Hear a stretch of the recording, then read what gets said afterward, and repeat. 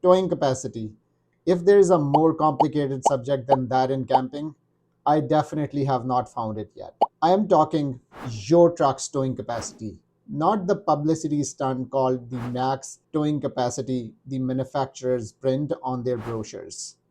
Among other things, I will show you today why that number makes zero sense in your case. In this video, I will explain towing capacity as simply and as easily as I possibly can. I am a visual person and want to explain this complex topic visually. Now let's bring some order to this conversation. They say good things come in threes. So I'm going to divide this video into three sections, explaining some important terms. Don't worry, this is not a classroom. You do not need to memorize any of these. I'll help you understand what they actually mean. Okay, so explaining some important terms and more importantly, where you can locate them in your scenario, applying our actual setup and calculations. This example will give you real world knowledge, not just definitions and theory. What limits to look for? Towing capacity is one. What others should you be mindful of? You would be surprised. Towing capacity isn't the most critical one, or the one that you run out of first.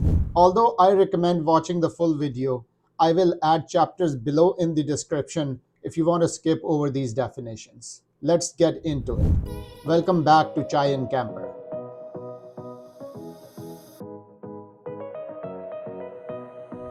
First off, the term you will come across the most, GVWR, or Gross Vehicle Weight Rating. This is the maximum your truck is allowed to weigh when fully loaded.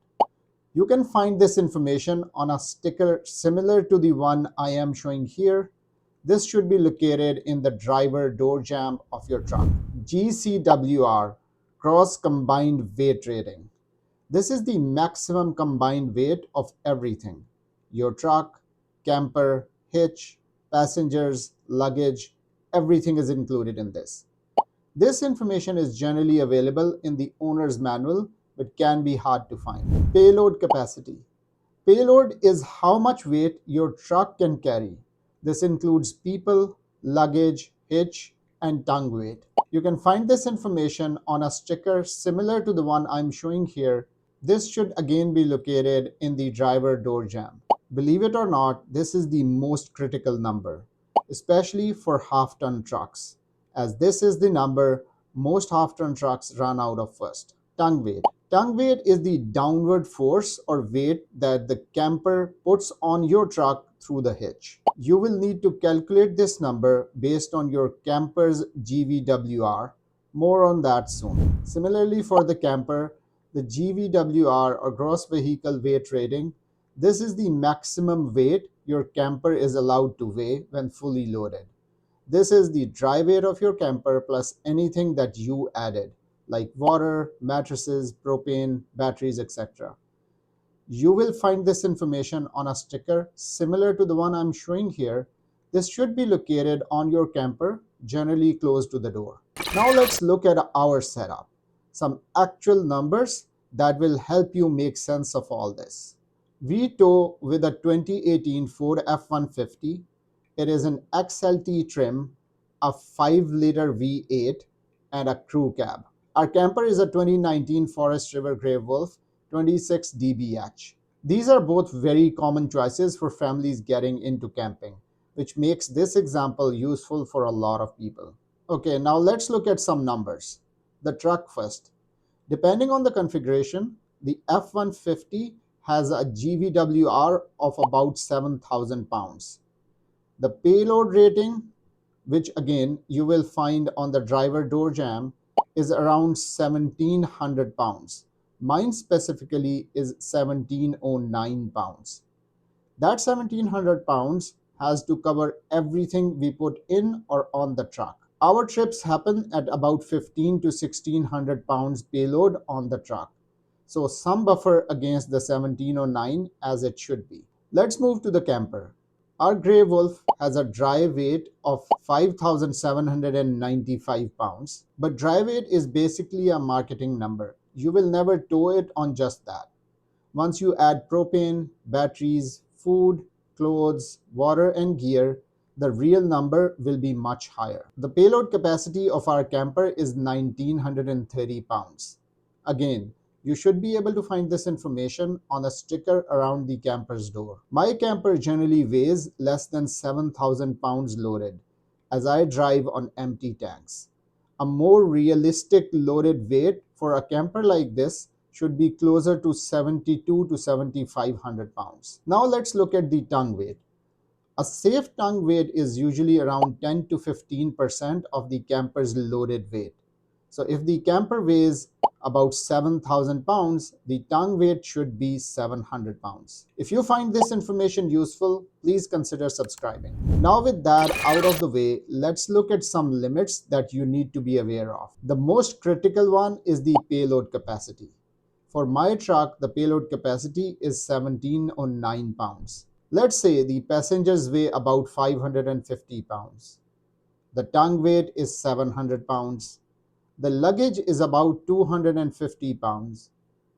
The hitch weighs 80 pounds.